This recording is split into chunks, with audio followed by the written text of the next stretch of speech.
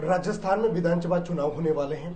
इसको लेकर दोनों ही बड़ी पार्टियां ऐसे प्रत्याशियों को इस बार विधानसभा चुनावों का टिकट देगी जो जीता हो, क्योंकि इस बार बात करें कांग्रेस की तो कांग्रेस के जो अशोक गहलोत मुख्यमंत्री है, उन्होंने कई ऐसी योजनाएं निकाली जो जनता के बीच में पहुंची है और उनका दावा है कि इस बार कांग्रेस सरकार रिपीट होगी। तो भाई बीजेपी की ओर से परिवर्तन यात्रा निकालने के बाद ये कहा जा रहा है कि इस बार बीजेपी राजस्थान में आएगी, क्योंकि लगातार देश के प्रधानमंत्री नरेंद्र मोदी, गृह मंत्री अमित शाह और राष्ट्रीय अध्यक्ष जेपी नड्डा की ओर से लगातार एक के बाद एक दौरे जो राजस्थान में हो रहे हैं, तो वही कांग्रेस में भी राष्ट्रीय अध्यक्ष के साथ साथ राहुल गांधी भी राजस्थान में दौरे कर रहे हैं। पर जिस तरह से बात करें भीनमाल विधानसभा की, तो भीनमाल विधानसभा में इस बार लगता है कि दोनों ही पार्टियां परिवर्तन करेगी, क्योंकि जहां पर लगातार पिछले 15 सालों से कांग्रेस बाहर है, तो बीजेपी लगातार जीत रही है। इस बार कांग्रेस ऐसे युवा चेहरे को सामने ला सकती है जो यहां से जीत हासिल करे। स्थानीय अगर कोई नेता आएगा तो यहां से जरूर जीत हासिल कर पाएगा। जी हाँ, हम एक ऐसे शख्सियत से बात कर रहे हैं जिन्होंने अपने गांव का नाम देश और दुनिया में बड़ा किया, क्योंकि जब उनके बड़े बड़े अखबारों में आर्टिकल छपते थे, लोग पढ़ते थे, उसके बाद उन्हें फोन करते थे, और जब वो स्थानीय ग्रामीणों का फोन पर बात करते थे तो उनका सीना चौड़ा हो जाता था, क्योंकि जब गांव के लोग आर्टिकल पढ़ते थे और वापस उन्हें दिल्ली और जयपुर जब बैठते थे, तब उनके बीच में जब ये बात जाती थी तो वो खुद खुश हो जाते थे कि यार मेरे उस ग्रामीण क्षेत्र के लोग मेरी खबर पढ़ते हैं और खबर पढ़ने के बाद मुझे फोन कर रहे हैं, तो मुझे बहुत खुशी होती है। तो अब वो पिछले 6 सालों से लगातार जनता के बीच में है। चाहे स्थानीय कोई भी समस्या हो, धरना हो, कोई भी समस्या हो, लगातार जनता के बीच में रहते हैं। जी हाँ, हम ऐसे शख्सियत से बात करते हैं जिन्होंने पत्रकारिता के क्षेत्र में अपना डंका बजाया, अब राजनीतिक के क्षेत्र में जनता के बीच में। श्रवण सिंह जी, नमस्कार। पहले तो आपको बहुत बहुत शुभकामनाएं कि आप राजनीतिक में एक बार प्रवेश कर रहे हैं, 6 सालों से जनता के बीच में। सर, पत्रकारिता को छोड़ना क्या उद्देश्य था कि आपने पत्रकारिता को छोड़ा और राजनीतिक में आया? देखिए उत्तम जी, पत्रकारिता को छोड़ा नहीं, पत्रकार होता है वो मूलतः स्वभाव से पत्रकार ही होता है, और पत्रकारिता का जो काम है वो काम कहीं ना कहीं सत्य का अन्वेषण करना। आप लोगों के जीवन के अंदर किस तरीके से मददगार बन सकते हो, जो जरूरतमंद लोग हैं उनकी समस्या या उनके जीवन में आर्थिक सामाजिक बदलाव में कैसे सहायक हो सकते हो, ये ही पत्रकार का मूल काम होता है। मुझे लगता है कि राजनीति और पत्रकारिता ये दोनों क्षेत्र उनकी मंजिल कहीं ना कहीं एक है। मेरे परिवार की कुछ परिस्थिति ऐसी बन गई थी जिसकी वजह से मुझे जर्नलिज्म के जो अपने जीवन में जो सबसे ऊंचाई पर था, चार्मिंग कैरियर था, उसमें मुझे दैनिक भास्कर दिल्ली में जब मैं ब्यूरो था तो वहां से मैंने रिजाइन देना पड़ा, और मदर फादर की देखभाल के हिसाब से मैं अपने घर आया और उनके साथ ही रह रहा था। मैं ये महसूस किया कि मेरे जो रिश्ते हैं, मैंने पत्रकारिता के 17-18 साल की कैरियर के अंदर जो लोगों से एक रिश्तों की पूंजी जमा की है, मेरे मन में कहीं ना कहीं ये भाव था कि मेरे जो रिश्तों की जो पूंजी है, मेरे पास जो एक रसूखा आते लोगों के, टॉप लीडर्स के, बड़े अधिकारियों से, उनका फायदा कहीं ना कहीं मेरे यहाँ के जरूरतमंद लोगों के अगर मिलेगा तो यहाँ दिल्ली में मेरे रहने नहीं रहने का ज्यादा फर्क नहीं पड़ेगा, क्योंकि वहां एक से बढ़कर एक इंटेलिजेंट लोग है, मेरी उपस्थिति अनुपस्थिति का ज्यादा फर्क नहीं पड़ेगा। लेकिन भीनमाल में अगर कोई ना कहीं अगर अंधेरे में अगर दिया जलाता है तो निश्चित तौर पे वहां कहीं ना कहीं लोगों को मदद मिलेगी। उसी उद्देश्य से, उसी भाव से मैं यहाँ पे आया। राजनीति में मेरा आने का कोई ऐसा उद्देश्य रहा नहीं, कब पता नहीं कब मैं तो एक सामाजिक कार्य करता हूँ। सामाजिक कार्य करते करते लोगों को लगा कि कहीं ना कहीं ये हमारी नुमाइंदे हो सकते हैं, हमारी ये लीडरशिप कर सकते हैं। तो ये एक्चुअली मुझे खुद ही, मैं तो अपने आप को नेता आज भी नहीं मानता हूं, मैं तो एक सामाजिक कार्यकर्ता मानता हूं, एक सामान्य परिवार से संबंध रखने वाला व्यक्ति मानता हूं, और भागदौड़ कर रहा हूं कि हम अपने लोगों की कैसे मददगार हो सकते हैं। क्योंकि मुझे अब पावर की भूख नहीं है, क्योंकि मैं तो जिस जगह टॉप लेवल पे रहा, मैंने 3 बार विधानसभा कवर की, 1 बार पार्लियामेंट कवर की, तो एक जो 4 बार का विधायक होता है, और तरह कांग्रेस को, भाजपा को, सबको मैंने तो कवर किया नजदीक से। तो मेरे मन में खुद के मुझे कोई विधायक, क्योंकि मेरे लिए तो विधायक तो कुछ ज्यादा वक्त लगता नहीं, मैं टॉप लीडर पे संपर्क में, चाहे चीफ मिनिस्टर हो, चाहे देश के प्रधानमंत्री हो, राष्ट्रपति हो, उन सबसे कवर करने का, उनके नजदीक रहने का मौका मिला। तो मेरे भाव तो सिर्फ ये है कि मैं अपने लोगों की कैसे मदद कर सकता हूं, अपने क्षेत्र के अंदर जो बदलाव में अगर कोई सहायक बन सकूं, तो मुझे लगता है कि जो मानव जीवन है वो मानव मेरा होना सार्थक होगा, यही मेरा भाव है। पिछले 15 सालों से लगातार भीलवाड़ा में कांग्रेस हार रही है। अगर बीजेपी कांग्रेस आप पर दाव खेलती है तो क्या प्रमुख मुद्दे होंगे आपकी ओर से, क्या, क्योंकि आप तो किसान परिवार से आते हैं, आपको पता है यहाँ की बिजली की समस्या, पानी की समस्या, चाहे सड़कों की समस्या, क्योंकि आपने भी कई धरनों में आप खुद खड़े हुए हैं, काफी जो समस्या थी उनको लेकर आप जनता के बीच में जाते हो, किसानों के साथ खड़े रहते हो। क्या मुद्दे होंगे ऐसे जिनको आप पहले आते ही उन समस्याओं का समाधान करवाओगे? उद्धव जी देखिए, मैं जो परंपरागत पॉलिटिक्स नेता लोग करते हैं वैसी बातें तो उसी लक्ष्यदार भाषा में बात करना मुझे आता नहीं है। मैं जर्नलिस्ट रहा हूं और अभी भी स्वभाव से मूल्य तो मैं जर्नलिस्ट वाला ही हूं। हाँ, कांग्रेस पार्टी से मैं जुड़ा हुआ हूं, कांग्रेस पार्टी ने भी मुझे जिला महासचिव की जिम्मेदारी दे रखी है। मेरा ये मानना है कि मैं बिल्कुल एकदम सामान्य लेमैन की दृष्टि से देखूं, गांव में सामान्य रहने वाले व्यक्ति की दृष्टि से देखूं, तो मेरा मानना है कि मेरा जीवन का जो ये उद्देश्य है वो ये है कि व्यक्ति जो अपने घर में रहता है उस व्यक्ति को पीने के लिए साफ पानी मिले। सबसे बड़ी प्राथमिकता है उसको साफ सुथरा पानी पीने को मिले, जिससे ये फ्लोराइड की समस्या वगैरह, बीमारियां वगैरह नहीं हो, वो स्वस्थ रह सके। दूसरी मेरी जो इच्छा है, मेरा मानना है कि व्यक्ति को रहने के लिए एक अच्छा सम्मानजनक तरीके से मकान होना चाहिए व्यक्ति का। तीसरा मेरा मानना है कि प्रत्येक व्यक्ति को स्वस्थ रहने का अधिकार है, राजस्थान सरकार ने भी स्वास्थ्य का अधिकार भी दिया है। तो प्रत्येक गांव के अंदर, ढाणी के अंदर एक अच्छा ऐसा हॉस्पिटल क्लिनिक होना चाहिए जिससे वहां स्वास्थ्य सुविधाएं उपलब्ध हो सके। चौथी मेरा मानना है कि लोगों की जो जरूरत है वो जरूरत है कि उसको वो अपने गांव से अगर पास के कस्बे तक, शहर तक आए, भिंदमाल तक आए, तो उसके लिए एक पक्की सड़क होनी चाहिए जिससे वो सुगमता से वहां तक सफर कर सके। पांचवी मेरा मानना है कि उसके खेती के लिए पानी हो, उसकी कृषि कर सके, अनाज उत्पादन कर सके, जिससे खुद के परिवार का गुजारा करे, अपने क्षेत्र का कहीं ना कहीं आर्थिक स्वावलंबन में भागीदारी बने और अपने देश के अंदर भी, अपना एक जीडीपी के अंदर भी योगदान दे सके। और छठी बात है कि एक एजुकेशन वहां हो, अपने बच्चों को पढ़ाने के लिए अच्छी स्कूल हो वहां पे, और एक ही आवश्यकता है कि वहां एक रोजगार का साधन हो, खेती बाड़ी के अलावा भी एक अल्टरनेट और रोजगार का साधन हो, जिससे युवाओं को वहां पे कहीं ना कहीं काम है। मुझे लगता है कि प्रत्येक गांव और प्रत्येक व्यक्ति का जो मैंने मूलभूत आवश्यकताएं आपको बताइए, उससे बड़ी कोई आवश्यकता हो नहीं सकती। और आजादी के 70 साल बाद में भी आप ये बहुत नजदीक से देख रहे हो एज ए जर्नलिस्ट, जागरूक नागरिक के नाते, कि जीवन में इन 5, 7, 8 आवश्यकताओं से ज्यादा जिनकी व्यक्ति को कोई चाहिए नहीं। ये अगर आपको व्यक्ति को रोटी, कपड़ा, मकान, अच्छी सड़क, अच्छा हॉस्पिटल, पीने के लिए साफ पानी, खेती के लिए पानी और स्थानीय रोजगार मिल जाए, अच्छी स्कूल हो, इससे ज्यादा व्यक्ति को कुछ चाहिए नहीं। ये अगर समस्या अगर समाधान हो गया तो मुझे लगता है अगर ये मैं काम करने में अगर मैं सफल रहा तो मेरा एक लीडर होना, लोगों का, इस क्षेत्र का एक जागरूक नागरिक होना और कहीं ना कहीं एक जिम्मेदार, इस देश के जिम्मेदार व्यक्ति के नाते मैं अपना कर्तव्य समझता हूं कि ये काम करने के, समाधान करने में मैं मददगार बनूं, ये ईश्वर मुझे ताकत दे। यही मेरी जीवन की एकमात्र इच्छा है, अभिलाषा है। देखा जाए तो जनता को बिजली, पानी, यहां तक कि सड़कों के लिए, सड़कों को लेकर सड़कों पर बैठना पड़ता है। ये सब जो समस्या होती है उनको लेकर जनता सड़कों पर बैठती है, धरना प्रदर्शन करती है। तो आखिर क्या ऐसी सरकारी योजनाएं होती है जो नहीं मिल पाती, या फिर स्थानीय नेताओं की कमी के कारण वो सुविधाएं होती है वो नहीं मिल पाती? क्योंकि आपने भी कई धरनों में अहम योगदान दिया, चाहे नर्मदा का हो, चाहे जिले की मांग हो, तो ऐसे कई मांगे हैं जो जनता खुद सड़कों पर बैठती है।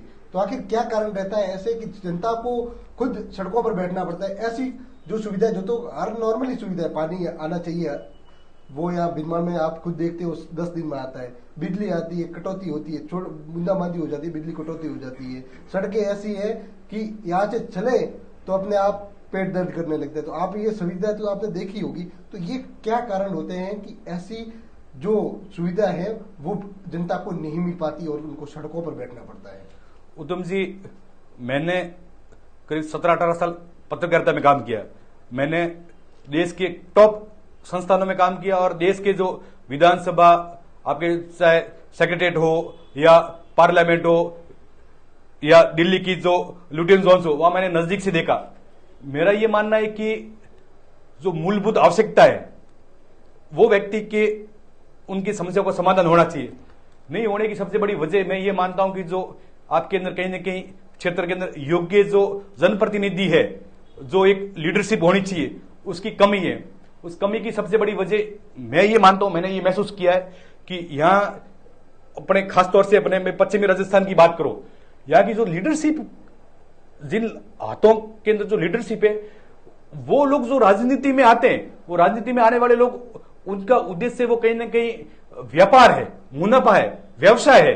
तो राजनीति में वो सिर्फ एक बार जो धनपशु या जो पैसों वाले लोग, जो 2 नंबर के जो गलत काम करके जिन्होंने पैसे कमा लिए, वो लोग जब राजनीति में आते हैं तो आप उनसे, जो महात्मा गांधी ने कहा था कि राजनीति एक सेवा होनी चाहिए, सेवा ही धर्म होना चाहिए राजनीतियों का, वो नहीं होकर के वो कहीं ना कहीं वो सिर्फ मनोरंजन, टाइम पास और व्यापार, व्यवसाय, यही उनका एकमात्र उद्देश्य रहता है। इसलिए उनका जो फोकस है वो लोगों की, आमजन की समस्याओं का, उनकी मूलभूत आवश्यकताओं का, उसकी ओर नहीं होकर के वो सिर्फ और सिर्फ राजनीति को व्यवसाय बना लिया है। मुनाफा कमाना, पैसे कमाना, और जो जातिगत ठेकेदार है, उन जातिगत ठेकेदारों को पकड़ करके जाति कार्ड बना करके लोगों को इमोशनल करके अपनी जाति के नाम पर कहीं ना कहीं पॉलिटिकल पार्टियों से टिकट लेके आ जाते हैं, और टिकट लेके आने के बाद में जाति के नाम पर जीत जाते हैं। और फिर वो लोग भी वो जैसे धर्म के नशे में, जाति के नशे में,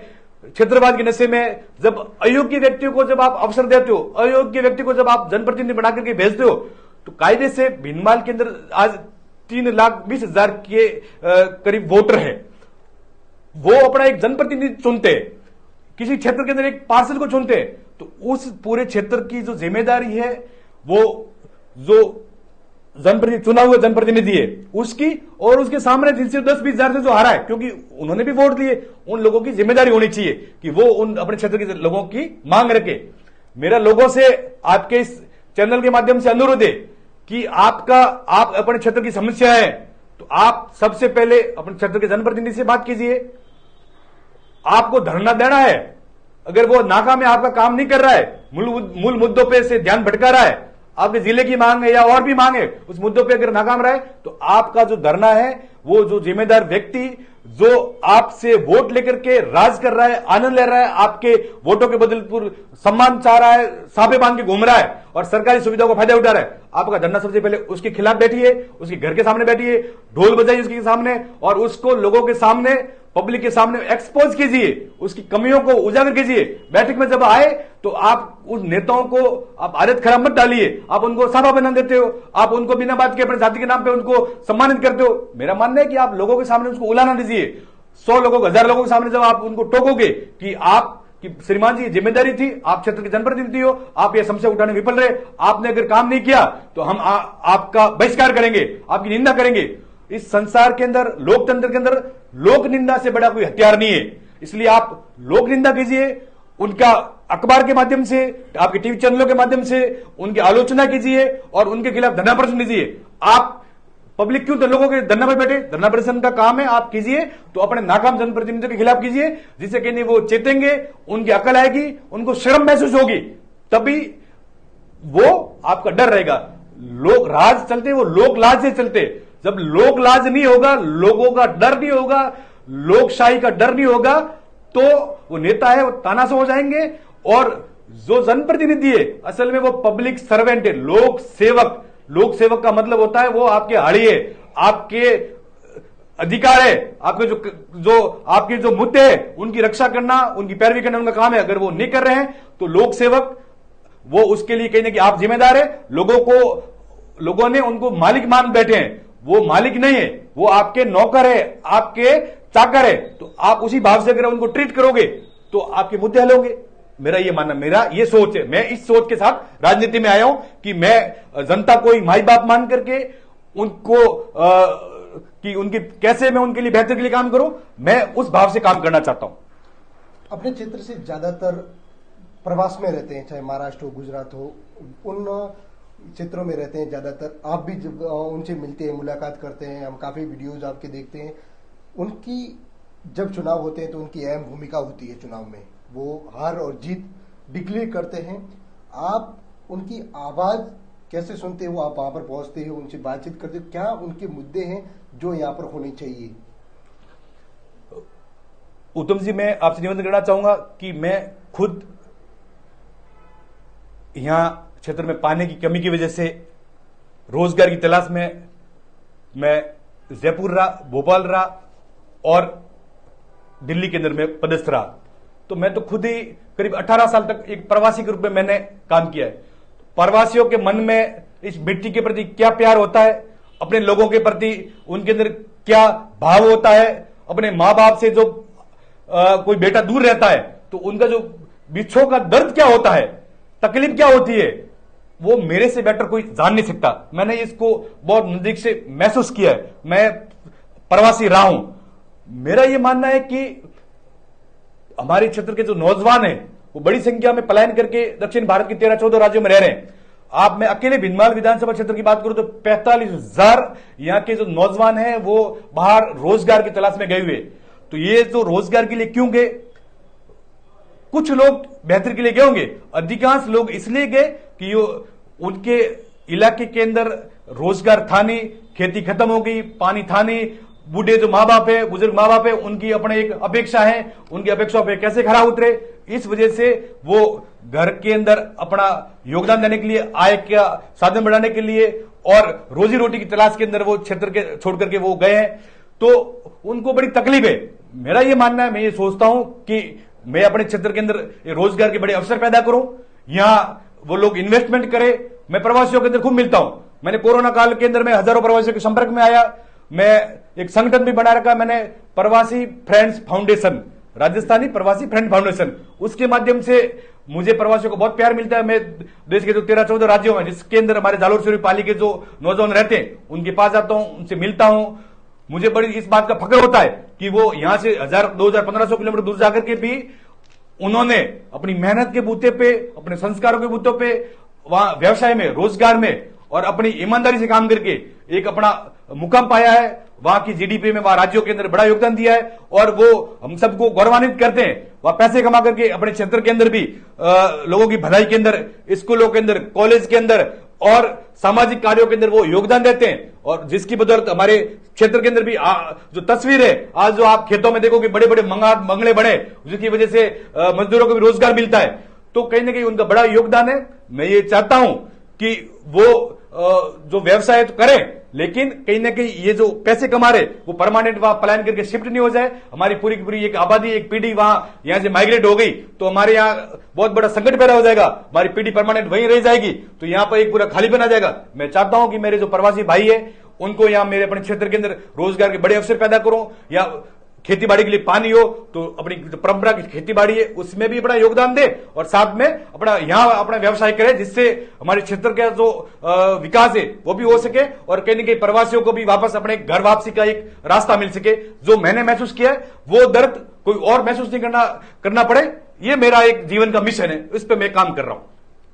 हाल ही में एक बड़ा मुद्दा उठा। मुद्दा यह था कि भिनमाल जो जिला बनना था वो चाचौर बन गया। उसके बाद लोगों के बीच में यह आया कि हमारे साथ गहलोत सरकार ने मतलब जो करना था वो नहीं किया और उन्होंने सांचौर को जिला दे दिया। उसके बाद जो स्थानीय विधायक है वो भी विधानसभा में गए, उन्होंने भी काला कफन पहना। उसके बाद उनके जो बयान आए, हालांकि 1-2 दिन पहले आपने वीडियो देखा होगा तो उन्होंने कहा था कि मैं रात में किसका ध्यान दूं, मैं तो रात में अपना ध्यान देता हूं।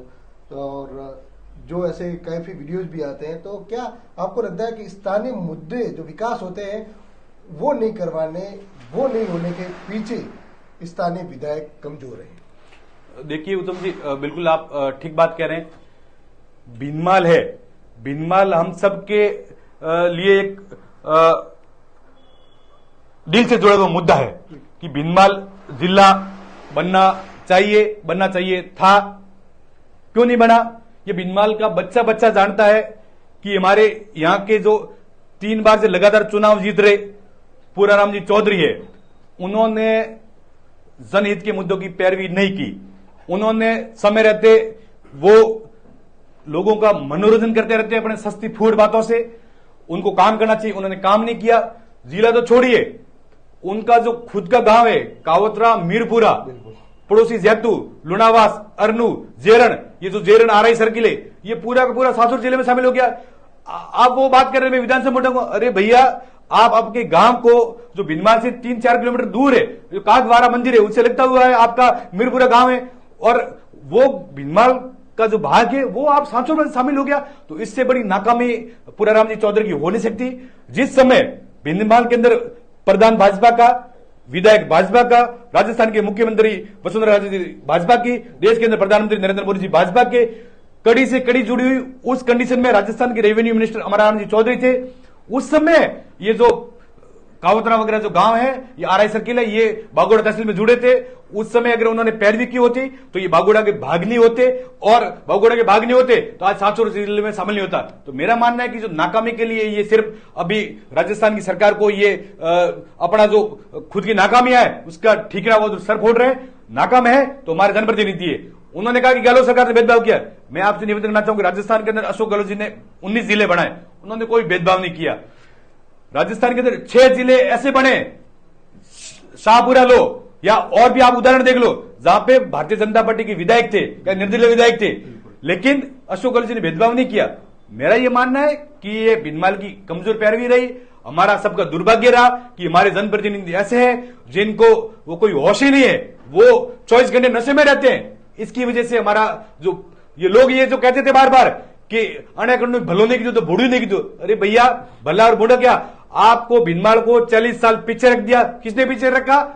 आपके नाकाम, आपके विफल जनप्रतिनिधि की वजह से, विफल विधायक की वजह से, आपके जो विफल सांसद है उनकी वजह से हमारा क्षेत्र है पूरा पूरा पिछड़ गया। और दुर्भाग्य है कि हमारा भिनमाल है वो जिला बनने से रह गया। लेकिन मैं लोगों को विश्वास दिलाता हूं कि मेरे जैसे नौजवान व्यक्ति को, मुझे अगर भिनमाल की जनता ने, पार्टी ने मौका दिया, भगवान ने चाहा मैं विधायक बना लोगों के आशीर्वाद से, तो मैं 1001% में ये वादा करता हूं कि भिनमाल को मैं जिला बनाऊंगा। और ये भी मैं वादा कर रहा हूं कि पुराराम जी चौधरी जो खुद अपना गांव शामिल भिनमाल में नहीं करवा पाए, सांसौर जिले में हो गए, उनके जो जेरन आ रहे सर्किल है, बागोड़ा जो पूरा क्षेत्र है हमारा उपखंड है, उस बागोड़ा उपखंड को भी मैं भिनमाल जो संभावित जिला होगा उसमें शामिल करूंगा। ये मेरा वादा है। अगर मैं ये नाकाम रहा तो फिर मुझे जनता उड़वा दे सकती है, फिर मेरा बहिष्कार कर सकती है। लेकिन लोगों ने मौका दिया तो मैं 1001% जो महाकवि माघ की नगरी है, ब्रह्मगुप्त की जो नगरी है, देश का दुनिया का जो गौरव ऐतिहासिक शहर भिनमाल है, उसको मैं उसका पुनः वैभव गौरव दिलवाने के लिए मैं 1001% अपना बेस्ट कोशिश है, मेरे रिश्ते हैं उनका प्रयास करूंगा और मैं इस कहीं ना कहीं जिला बनवाने में अपना संपूर्ण योगदान दूंगा। तो ये मेरे साथ थे सरवण सिंह राठौड़, जो पत्रकारिता के कई क्षेत्रों में अपना नाम कमा चुके हैं और पिछले 6 सालों से लगातार जनता के बीच में हैं और स्थानीय होने से उनको काफी फायदा भी मिलता है। और हमेशा जब भी धरने प्रदर्शन होते हैं तो वो सबसे पहले शामिल होते हैं, जनता के बीच में होते हैं। और इस बार, पिछली बार भी हालांकि उन्होंने प्रयास किया था, कांग्रेस से टिकट मांगा था, पर इस बार उन्होंने ताल ठोक दी है और मैदान में वो उतर चुके हैं। और इस बार उम्मीद है कि कांग्रेस परिवर्तन करेगी और ऐसे युवा चेहरे को मौका देगी। ऐसे ही राजनीति से जुड़ी लेटेस्ट अपडेट के लिए आप मेरे फेसबुक और यूट्यूब पेज को फॉलो कर सकते हैं।